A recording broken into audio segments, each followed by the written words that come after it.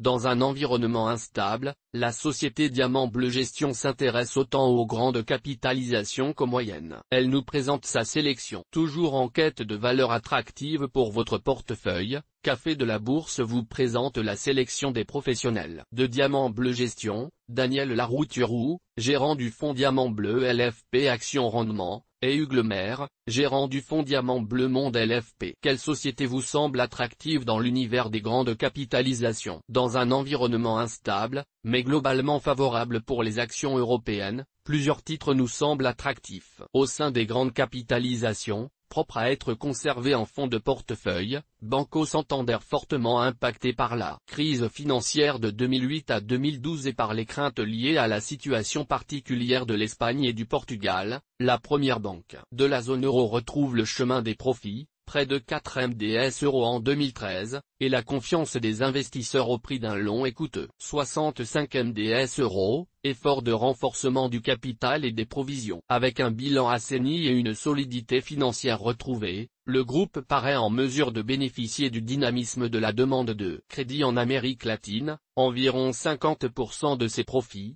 et au Royaume-Uni, 20% de ses profits, tout comme de l'amélioration économique sur son marché domestique. Nous attendons une amélioration significative de la marge opérationnelle à moyen terme, ainsi qu'une croissance à deux chiffres des résultats. Cerise sur le gâteau, Santander est la reine des dividendes. Le groupe distribue en 2014 un dividende trimestriel de 15 centimes, ce qui assure un rendement annuel record supérieur à 8%. Dans le secteur bancaire, citons également Crédit Agricole, dont la stratégie de recentrage géographique et opérationnel porte ses fruits et qui, avec une valorisation abordable, s'avère notre banque française favorite. Volkswagen AG numéro 2 mondial, présent sur tous les segments et tous les marchés, Volkswagen AG dépassera en 2014 la barre des 10 millions de véhicules vendus et les 200 MDS € de chiffre d'affaires. Champion des profits, 9,1 MDS € en 2013, champion de la rentabilité, retour sur investissement supérieur à 14%, doté d'une solidité financière sans égale, 17 MDS € de liquidité nette fin 2013, la valorisation du titre reste pourtant modérée,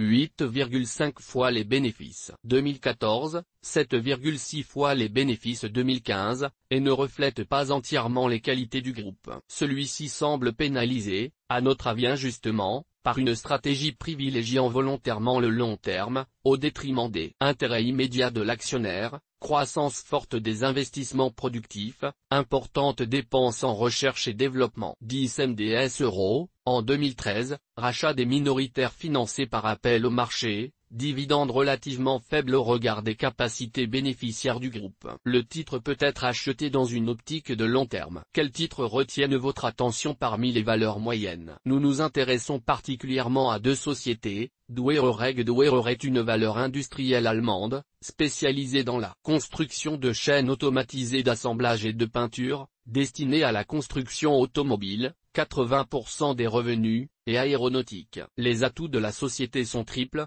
des secteurs en croissance régulière, plus 5% par an en moyenne, avec une forte croissance quantitative. Dans les pays émergents, une croissance plus qualitative dans les pays matures liée notamment au développement des normes environnementales. Un marché hautement technologique avec de fortes barrières à l'entrée, et corollairement des marges élevées, presque 10% pour les systèmes applicatifs de peinture automobile par exemple.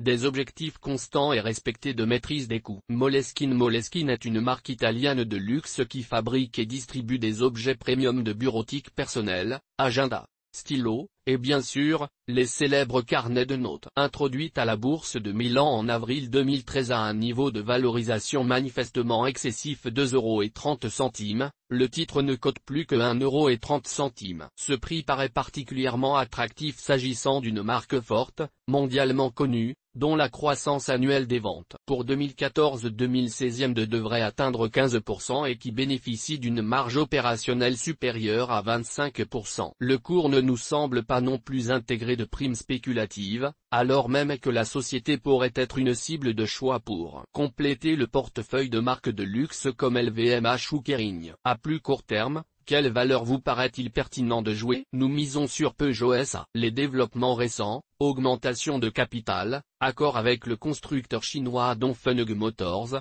vont rétablir la situation financière du groupe, donner de nouvelles perspectives commerciales et amplifier le redressement en cours. Les ventes ont repris leur progression au premier trimestre grâce à l'amélioration du marché européen, au dynamisme du marché chinois et au succès des modèles 308 et 2008. On attend des accords avec Dongfeng qui boostent la part de marché de Peugeot en Chine, actuellement à 4%, on attend 5% d'ici 18 mois, mais aussi qu'il favorise l'ouverture de nouveaux marchés sur lesquels Peugeot reste encore quasiment absent, Thaïlande, Philippines. La société devrait retrouver un free cash flow positif dans le courant de 2015 et voir sa marge opérationnelle progresser pour se rapprocher de la moyenne du secteur. Les arbitrages liés à l'augmentation de capital en cours pèsent actuellement sur le cours, mieux vaut attendre la fin de la période de souscription, 14 mai, et idéalement un cours autour de 8,68 € pour se positionner, avec un objectif de revente autour de 10 €. Les performances passées ne présagent pas des performances futures et ne sont pas constantes dans le temps. Les informations ci-dessus sont données à titre pédagogique. Elles ne constituent en aucun cas des recommandations d'investissement. Le lecteur se doit d'étudier les risques avant d'effectuer toute transaction. Il est seul responsable de ses décisions d'investissement.